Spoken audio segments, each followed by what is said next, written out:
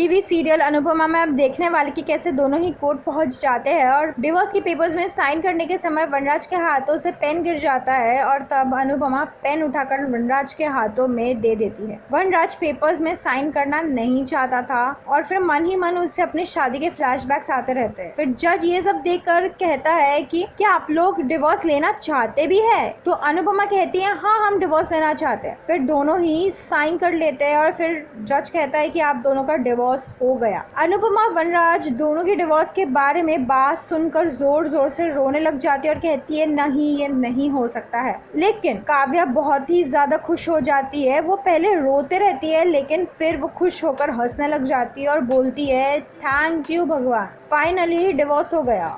अब तो वनराज सिंगल है और वो सिर्फ मेरे ही पति हो सकते हैं और किसी और के नहीं। वही दूसरी ओर अनुपमा अपने मंगलसूत्र को खोलकर वनराज के हाथ दे देती है और बोलती है कि मुझे अब इस चीज की कोई जरूरत नहीं है। वहाँ फिर डॉक्टर अद्वैत आ जाते हैं और कहते हैं कि वनराज से कि अब तो सिंगल हो गए ना, अब अकेले फील हो रहा होगा, लेकिन क्या कर सकते हैं, आपको ये सब चीज को इग्नोर करना पड़ेगा। डॉक्टर अद्वैत वनराज को सब कुछ समझा रहे होते हैं कि कैसे वो अपने इस गंभीर सिचुएशन से ओवरकम करेंगे। फिर तभी अनुपमा के आ जाने पर डॉक्टर अद्वैत वहाँ से चले जाते हैं और तभी अनुपमा से वनराज कहता है कि चलो खाना खाने जाते हैं। तो अनुपमा बोलती है कि ठीक है। फिर नाश्ता लेते समय अनुपमा बोलती है कि उसे खाना नहीं खाना, तो तब वनराज कहता है नहीं, तुम्हें खाना खाना पड़ेगा क्योंकि खाना खाने के बाद तुम्हारी दवाई भी है, तुम्हें लेनी होगी दवाई। तो अनुपमा कहती है अच्छा, तो मतलब आपको मेरे दवाई के बारे में पता था। फिर वनराज को काव्या का फोन आ जाता है। वनराज कहता है कि हाँ, उनका डिवोर्स हो गया है। फिर ये सुनकर काव्या और भी ज्यादा खुश हो जाती है। फिर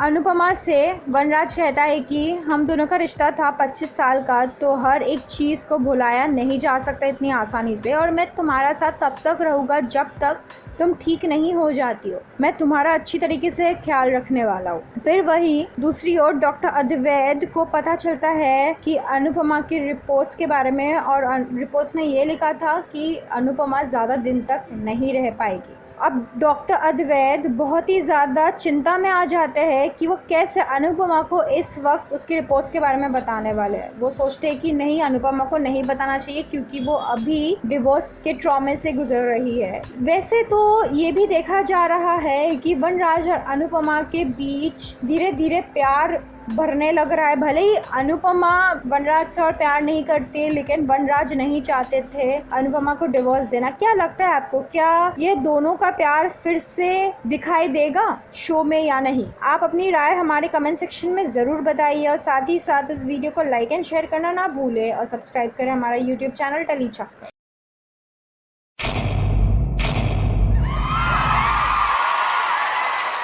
Know all about the Telly world by subscribing to Telly Chakka's YouTube channel. Don't forget to hit the bell icon to stay updated to our new videos.